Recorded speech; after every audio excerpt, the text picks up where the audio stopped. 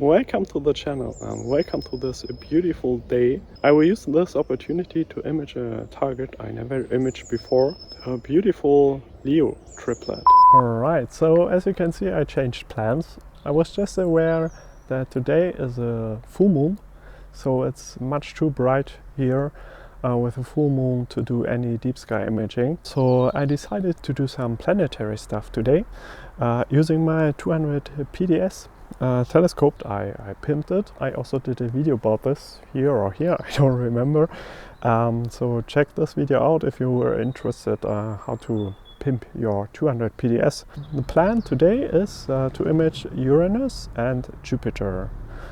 Jupiter is quite high, I think it's almost 60 degrees, and the Uranus is I think at 30 degrees altitude. What I also want to do today is I want to do something I wanted to do for a long time. I started doing astrophotography using my CW ASI 385 MC color camera. It's a planetary camera, but you also can do some deep sky imaging with that.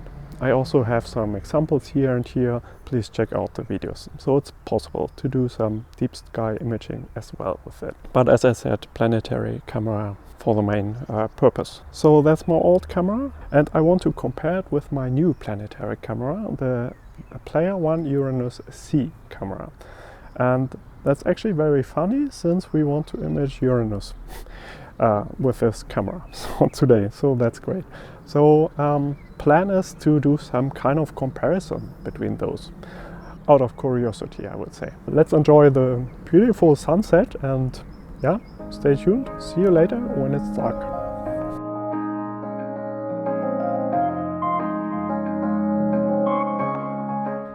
But before we do that, I will just show you the short setup here.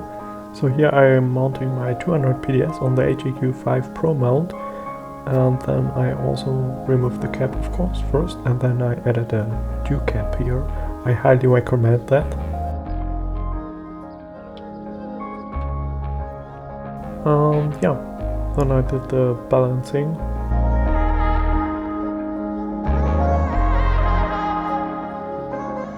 And everything looked very nice so far. So ready to go.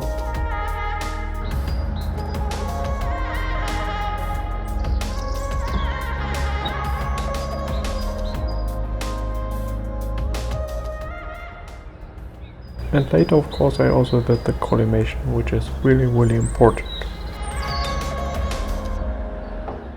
We also have an extender here. Let's see how this will work with the extender, and we have the Uranus-C camera installed at the moment.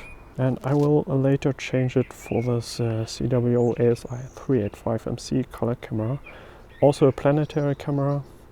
And let's yeah, do a comparison here. Okay. This camera also has a UV-IR cut filter, which is important for planetary stuff. Astronomy cameras can detect ultraviolet and infrared light, but most telescopes don't focus these wavelengths at the same point as visible light.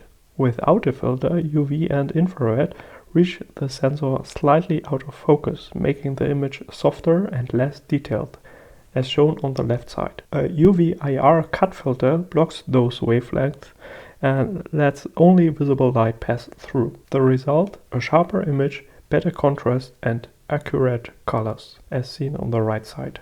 So I will change this every time I change the camera.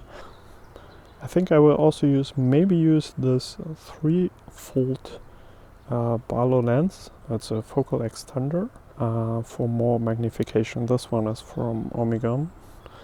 And let's see how the seeing will be. Or I will use this Barlow lens from Beta, the 2.25 fold Barlow lens. Let's see.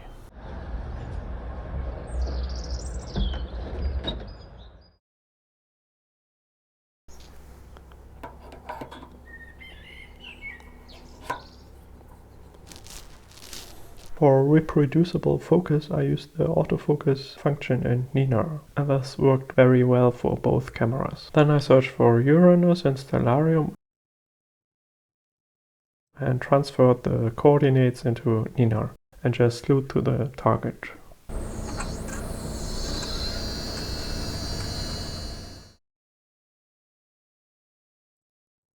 Then I disconnected the camera and opened Fire Capture, since I love to use Fire Capture for planetary stuff. There are also some presets for different planets. And here is Uranus. It's so tiny. Wow. But I found it. That was really cool.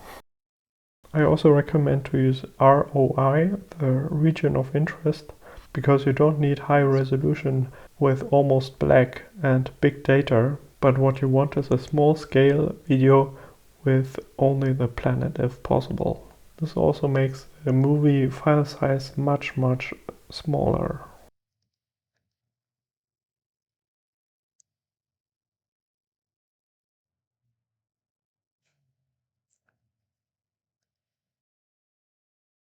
Then it was time to use the 385MC color camera on Uranus for comparison. And here it is, Uranus in its full beauty.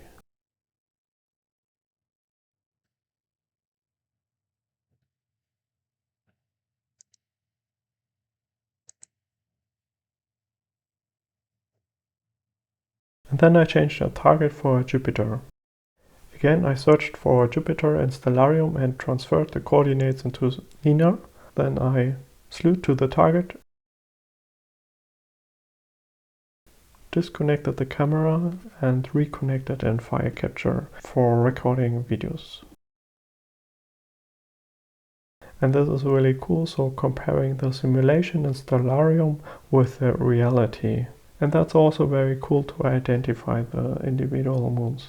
Here I just rotated the camera, that's why it's shaking and so on. I just wanted to have it like in Stellarium.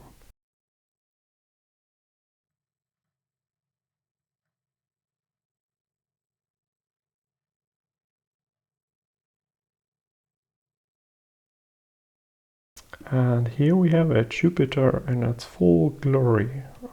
For me this never gets old. It's so cool and so wonderful to see Jupiter.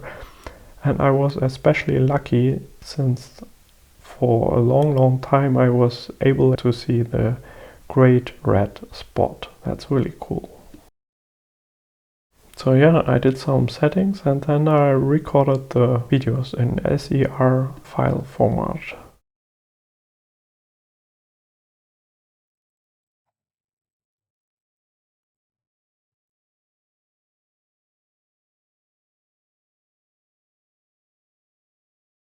Keep in mind that the histogram is really important here, so keep the green channel at about 60 to maximum 70%. It's really important to have short exposure times to use the lucky imaging technique, so to catch the clear frames and actually only to play with the game. In Fire Capture you can use a feature called autorun. Instead of manually starting every recording, autorun lets you create a sequence of captures. You can define how many videos you want to record, how long each one should be, and even add delays between them. Once you've started, Fire Capture automatically runs through the entire sequence, which is perfect for capturing long planetary imaging sessions like Jupiter. And with those settings, the Player 1 Uranus-C camera was recording with about 220-230 frames per second. And then it was time to try the mono camera on Jupiter. The CWO ASI 120mm Mini monocam was recording at about 90-95 frames per second. But keep in mind, this camera is not a dedicated planetary camera, and it's a USB 2 camera instead of the others, which are USB 3 cameras, so with faster data transfer. In total I did almost 130 single videos with color cameras and mono cameras, leading to about 200 gigabytes in data, raw data. Keep that in mind if you're doing planetary stuff. That's enormous. And keep in mind I already used the region of interest, so making those videos much smaller. Okay, now let's speak about results. First, let's compare the ASI 385MC versus the Player One Uranus-C camera. First, let's see how Uranus looked like. For this comparison, I used a no Barlow lens and I selected 35 the best frames out of 10,000 frames total. Here's a quick comparison of Uranus recorded with the ASI 385MC and the Player One Uranus-C camera. You can see that the planet appears slightly larger with the Uranus-C camera, which is mainly due to its smaller pixels, sampling the image more finely. I'll explain that in more detail later when we look at Jupiter. However, this result is probably not fully representative. The small tail visible on the Uranus-C image is most likely caused by imperfect focus during this capture. I still wanted to include this little experiment to illustrate how different cameras can affect the sampling and appearance of a planetary image.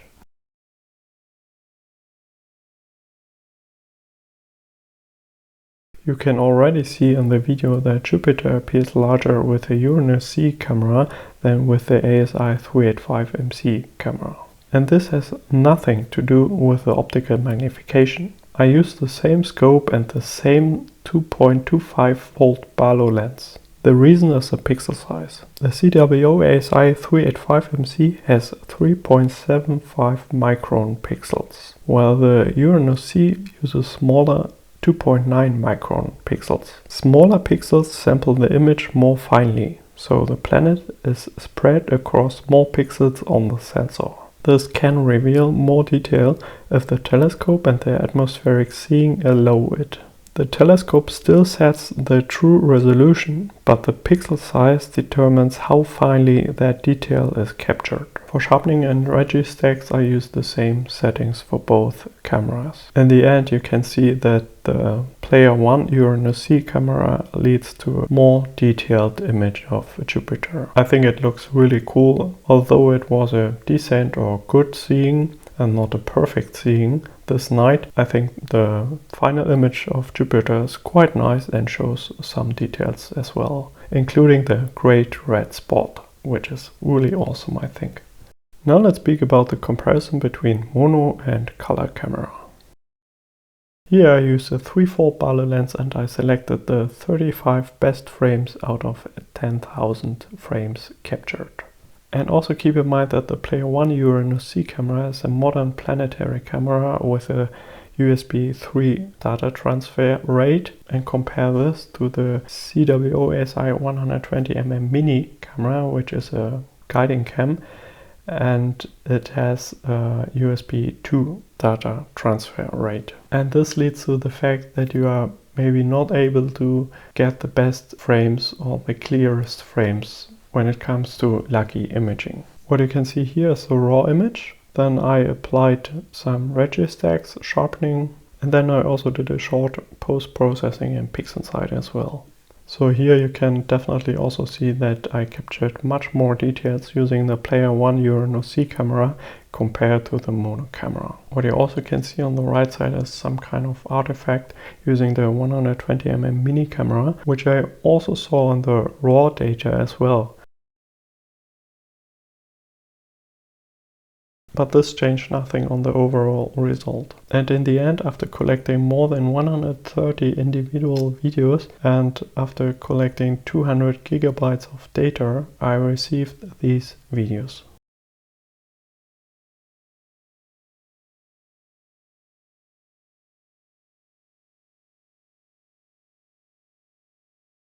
And one more thing, I know YouTube is maybe not the best medium to advertise visual observations, but I only can highly and warmly recommend to try this yourself, to do visual observations. It's really just beautiful to observe planets, especially Jupiter and other objects, with your own eyes. That's definitely a completely different experience. That's so cool. So I did exactly that, doing visual observations, and it was just beautiful. So I was sitting there for maybe half an hour in the cold and just watching Jupiter and its moons. It was so nice and an awesome way to finish this amazing astro session. Wow. That's so cool. If you like the videos, please give me a thumbs up and or subscribe to the channel, and I want to thank you for watching and see you next time. Clear skies.